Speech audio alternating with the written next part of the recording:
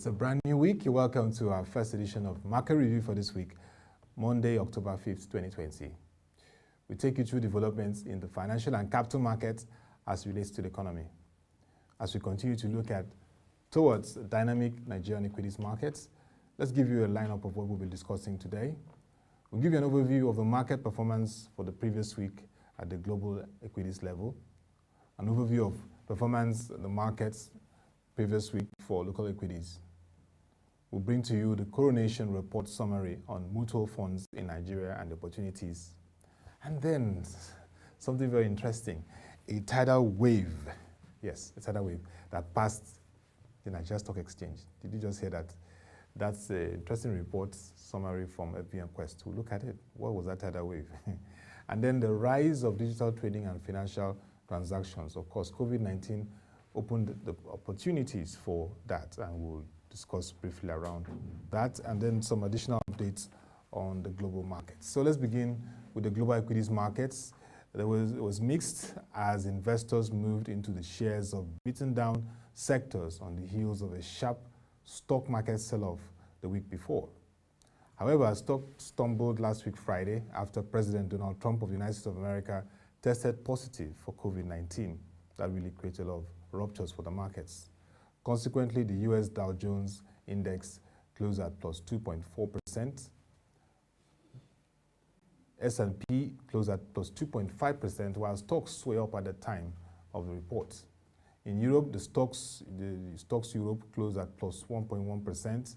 FTSE in London, FTSE 100 was minus 0.1%. Shares were mixed in Asia and particularly in the Japanese exchange, the Nikkei 225, which was minus 0.8% in performance. Shares closed lower as cautious traders watched the U.S. presidential debate that was last week between President Donald Trump of the Republican Party and Senator Joe Biden of the Democratic Party. The Chinese SSE closed at 0.0%, while shares closed flat in the holiday period, shortened week as losses in the real estate and material stocks continue to outweigh optimism from upbeat factory activity surveys. In emerging markets, the MSCI EM closed at plus 2.4%, while the benchmark index was up following the rise in South Korea at plus 2.2%. Conversely, the frontier markets, which of course Nigeria is in the frontier market, MSCI FM closed at 1.1%, while stocks were on track to end the week lower. But of course, the Kuwaiti stocks plunged, and you know why. They plunged by minus 3.2% following the death of the ruling Emir of Kuwait. That's what you have from the global market that showed President Trump's health condition impacting the markets. But at the local equities level in Nigeria, the bulls continue to dominate in the equities market as the Nigeria Stock Exchange All-Share Index erased its year-to-date losses last week Friday, following investors' rejuvenated risk-on attitude amidst declining real returns across fixed income assets. Notably, investors' interest in large caps, for example, MTN Nigeria, which closed at plus 4.8%, Boa Cement, which closed at plus 8.3%, and Dangote Cement plus 3.6%, and Guarantee Trust Bank plus 7.4%, drove the benchmark index 2.5% higher week on week to 26,922.60 basis points. The year-to-date return for the index moved into positive territory, settling at 0.5%. The banking sector closed at plus 4.2%, and that index topped the sectoral charts, followed by industrial goods plus 3.2%. The oil and gas posted a positive performance of plus 1.8%, and insurance also came on board. They came to the party with plus 0.6% indices. The consumer goods, declined in performance by minus 0.7% index and was the sole loser following profit-taking in Nigerian breweries, which closed at minus 6.8%. This report, which we get from Cordra's research, shows that they expect the markets to continue, that they expect that the market might continue to benefit as domestic investors seek alpha-yielding opportunities in the face of increasing negative real returns in the fixed income markets. However, Cordros advises investors to trade in only fundamentally justified stocks as the weak macro environment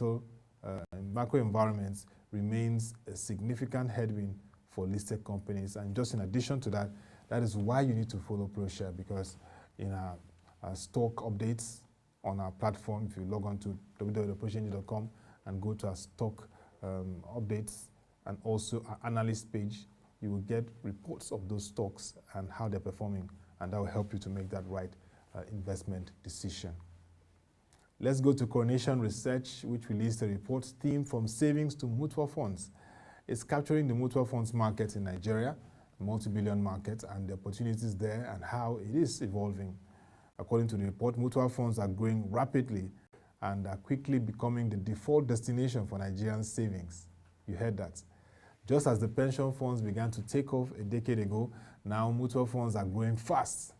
The total value of money market funds rose 11%, and fixed income funds rose by 59% in the first half of this year, just showing you how it's rapid. Mutual funds are set to become a large part of the savings industry.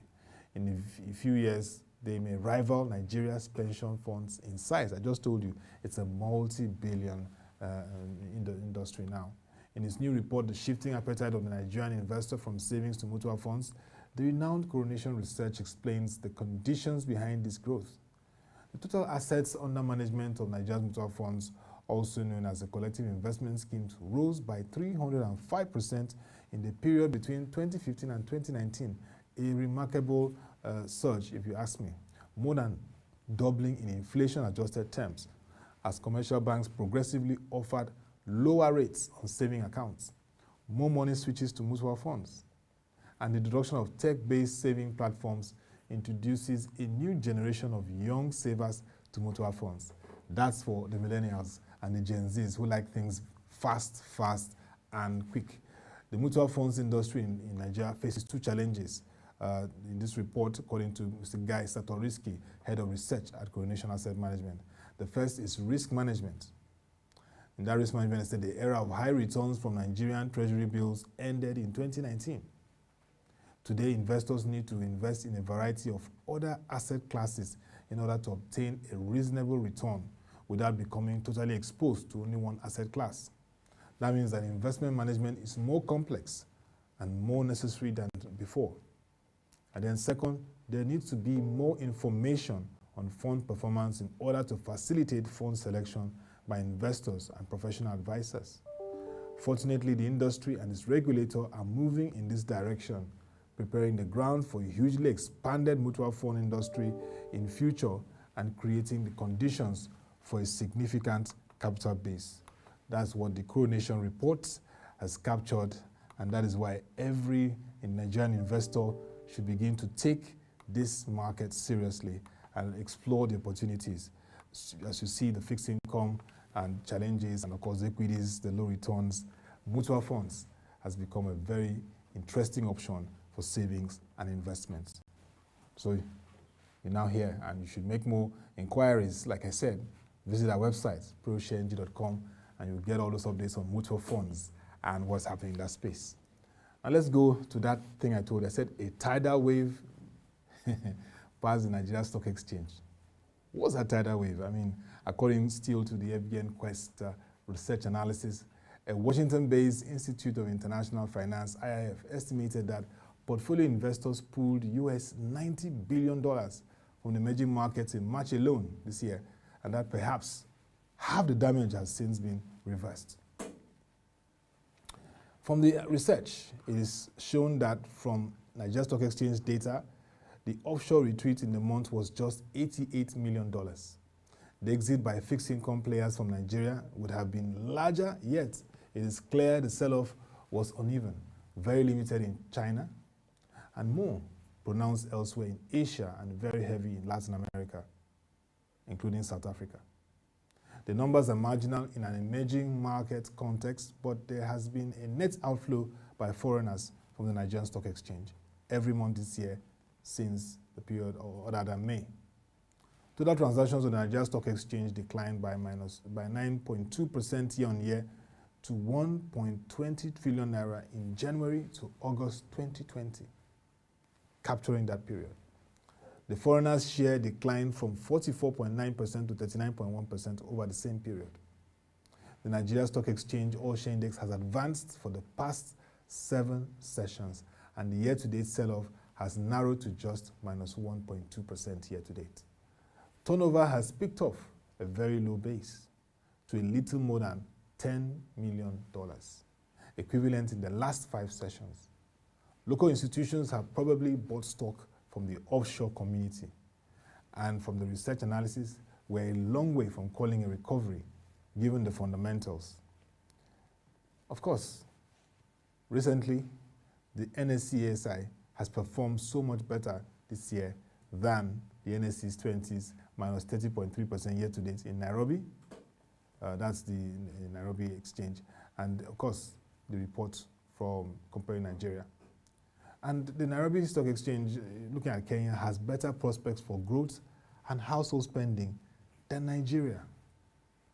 It may be significant, however, that in today's scared and COVID-19 driven world, Nigeria is not overly indebted, while Kenya, by many criteria, is debt distressed. Nigeria also has a substantial base of domestic institutional investors, and I must note that they have increased considerably compared to the initial dominance of foreign investors. The share of equities in the pensions, funds, PFAs, assets under management is less than 5% compared with 17% in Kenya versus December 2018. So that shows you that tidal wave that's passed the NSE and how it has to be revisited so that we're not at the receiving end. But of course, there's a lot to learn from how investors' activities have panned out this year. There's also an interesting rise of digital trade during this period. The COVID-19 period has revealed a lot of activities in the digital space, learning points. Don't forget, ProShare released the 2020 online trading ranking reports 2020, and we highlighted the fact that every capital market operator has to embrace digital technology if they will be relevant in the market. And of course, it is not surprising that we're seeing a rise of digital activities and trade during this period. In one of the earlier columns from this report, it was noted, and citing its central bank, that the volume of digital payments in Ghana increased by 81% in the first quarter of 2020.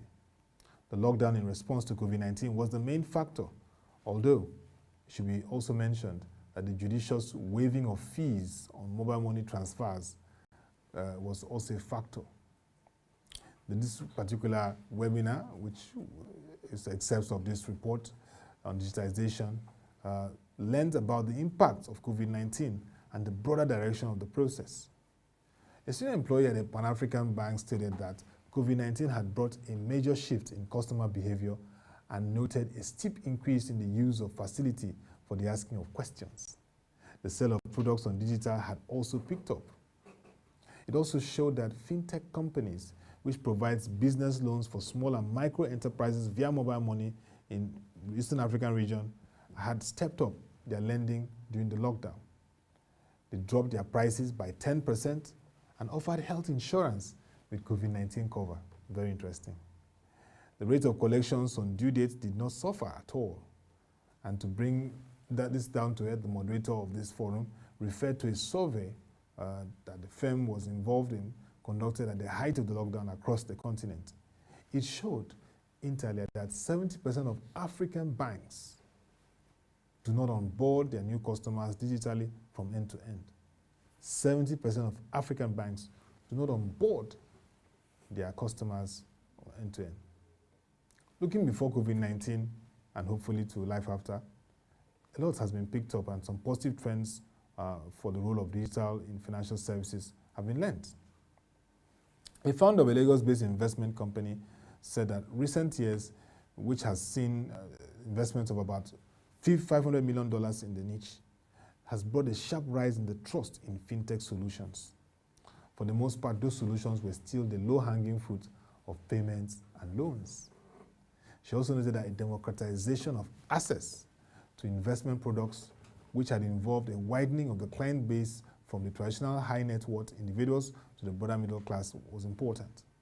These new investors were no longer content with the returns from savings accounts and were introduced to Nigerian treasury bills. Fintech companies were providing platforms for investors to enjoy these better yields.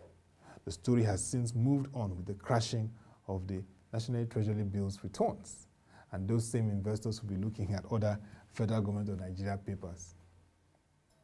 For a positive story on the ground, the 4G technology and other activities is something to bring to the fore. Now let's get back again to Kenya. Kenya comes on board again. In Kenya, cell phones are only available on presentation of a national identity number. I think Nigeria is beginning to head to that direction where they will integrate the national identity number. This implies the process of the KYC, know your customer, and helps to explain why 4G achieves 96% of collections on due dates. The company has a hybrid approach to its lending business and employs a small number of relationship managers on the ground to cement its relationship with borrowers.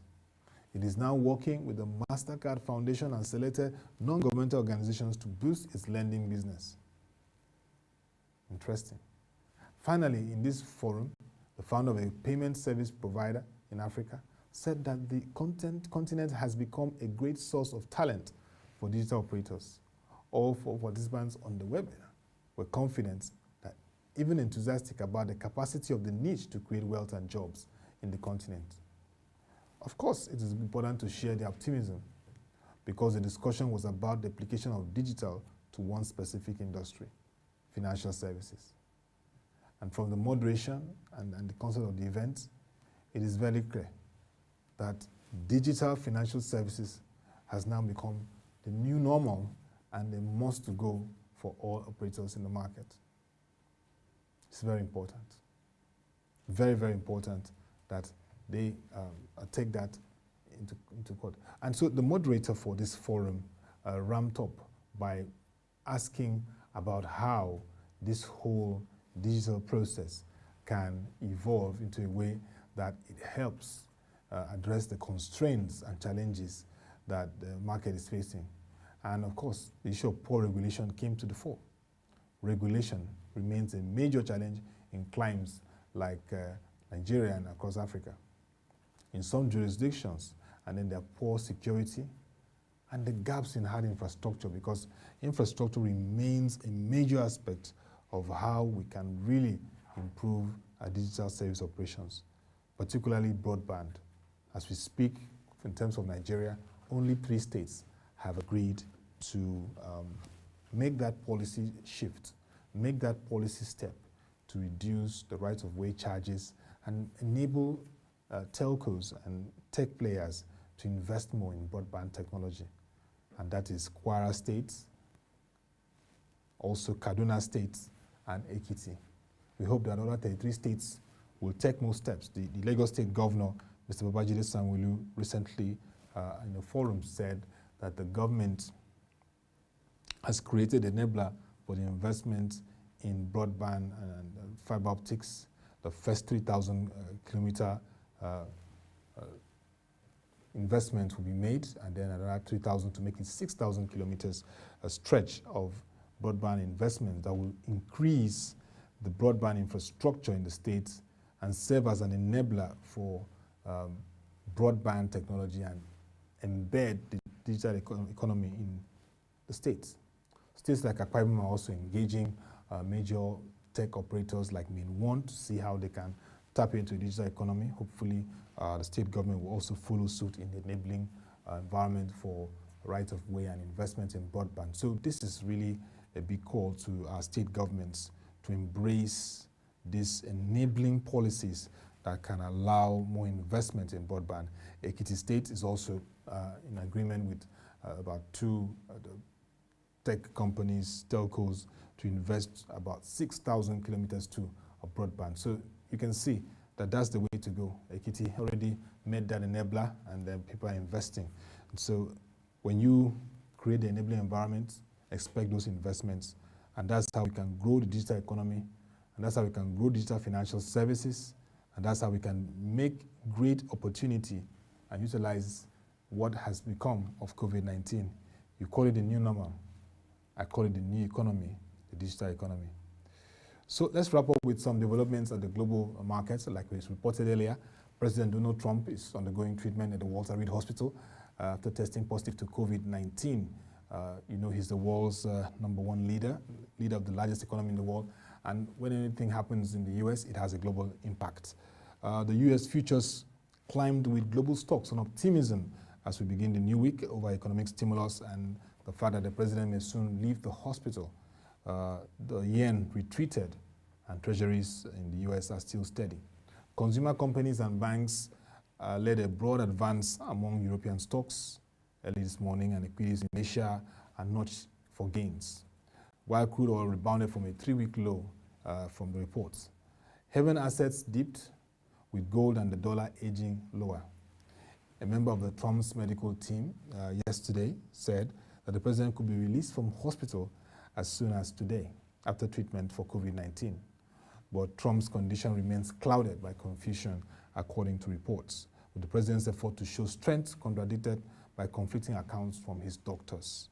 The quote says that as for news around Trump, it will likely continue to cause extra volatility, as said Robert Grail, chief strategist at Merck Fink Private Bankers AG. I think this will clear progress or a deal on the next US fiscal program would boost risk appetite the most. Aside President Trump's health, there is the economic stimulus plan, again, for the US economy, which of course is undergoing a bipartisan review.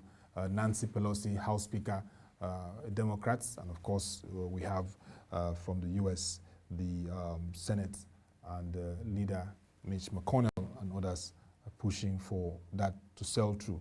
So on the stimulus front, President Trump had tweeted from hospital that a deal needs to get done. And like I said, Mrs. Nancy Pelosi was optimistic as of last Friday that a bipartisan stimulus bill can be done, and said his diagnosis kinds of changes the dynamics, according to analysts. Still in the global market as we begin the new week, one other issue, apart from President Trump's health and economic stimulus plan push for it to be passed, is Brexit. Brexit has been on the table. Discussions last week showed some level of uncertainty. British Prime Minister Boris Johnson and the head of the EU's executive, Ursula von der Leyen, agreed in a phone call over the weekend, Saturday, to step up Brexit talks to close significant gaps bearing any new trade partnership. It's very important. Both sides have said they have made some progress, and we are hoping that there's a breakthrough. Prime Minister Boris Johnson does not want the Brexit transition to end without a new trade deal in place, he said on Sunday. That's yesterday. But he believes the UK could live with such an outcome. While we frequently caution that the more uncertain global backdrop has made it harder to express views on Brexit process in the country, we're encouraged by the pound's increasing idiosyncratic practice and price action as the negotiation deadline draws near. That's Goldman Sachs analysts in their notes to clients. Goldman Sachs saw the pound strengthening to 87 pence against the euro and said investors with a stronger conviction that risk conditions will improve into the year end should consider expressing the view in the sterling dollar to also benefit from the likely dollar depreciation. The pound was last trading flat versus the dollar at $1 and 293 cents and down 0.2% against the euro at $90.74 pence. Leverage funds, however, were still shorting the pound, adding to their positions in the week to August 29th and taking the amounts of shorts to a 2-month high. Latest data from the Commodities Future Trading Commission allowed. So, as you monitor the market activities, note that President Trump's health, the economic stimulus bill in the US, and Brexit at the global level will continue to have its impacts on market activities, and we'll continue to monitor them in the course of the week and bring updates to you. And don't forget, this week, October 8th, the Nigeria Stock Exchange will be hosting its financial services webinar, which will have in attendance the Governor of the Central Bank of Nigeria, Mr. Godwin Emefiele, and the Director General of the Securities and Exchange Commission, Mr. Lamido Yugida, is an opportunity to look once again at how we can reinvent the financial and capital market to work for investors and create more value, liquidity, deepen the markets. These are all the things that we've always been advocating for. And don't forget that the 2015 to 2025 Capital Market Master Plan is still in progress in terms of implementation. Stakeholders are watching closely the new guidelines brought out by SEC Nigeria on digital assets. They need more clarity, and we hope that in the course of the months to come, we will get more of that clarity from SEC Nigeria, because that's one real aspect that needs effective guidance and regulations because of how the digital currencies, digital transactions are spreading and at a rapid rate in Nigeria, particularly issues around cryptocurrency. The millennials and Gen Zs are really big on it, but we need proper regulations around it. An interesting way to start the week, and we hope that at the end of the week, we should have another positive from the Nigeria Stock Exchange, being optimistic, you ask me. And that'll be all for today's edition of the Market Review. You can visit our website, www.proexchange.com, to watch our videos, read our news reports and analysis, and of course, get further insight of what happens in the markets. We also have the analysts. If you log onto our website, the analyst is there giving you up-to-date information on various stocks and market players. We also have the equities covered, the commodities market is covered, the fixed income and bonds market are covered also on our platform, and indeed the unlisted securities or OTC market, which of course where the NSD Securities PLC plays. We also give you very up-to-date information on daily market analysis. You can get that for the first day in the morning. Our market opening gun will give you what happened previous week, market performance, the gainers, the losers, and key news stories that move the markets, showing you how much we cover the market in ProShare. Also, watch out for our coverages and of course our updates on social media, our WebTV NG and our ProShare NG on key developments that will occur in the market. And this is for our investors and the general public. In this period, please be alert and watch out for platforms, digital platforms that are not regulated and registered by the Securities and Exchange Commission. We want you to avoid such platforms in terms of investment because you do so at your own risk. Rather, we have various platforms or products that you can access in the market, mutual funds and indeed equities. Those are guaranteed investments and can give you long-term, if you want long-term investment or short-term plans, but don't put your money where it's not regulated so you don't get burnt like those that were burnt in 2008, 2009, and most retail investors have refused to come back. We don't want you to experience that, so to be forewarned, they say, is to be forearmed. Thank you once again. Let's make this happen tomorrow, 10 a.m., same time. To come your way again, thank you for watching. Have a nice day and stay safe.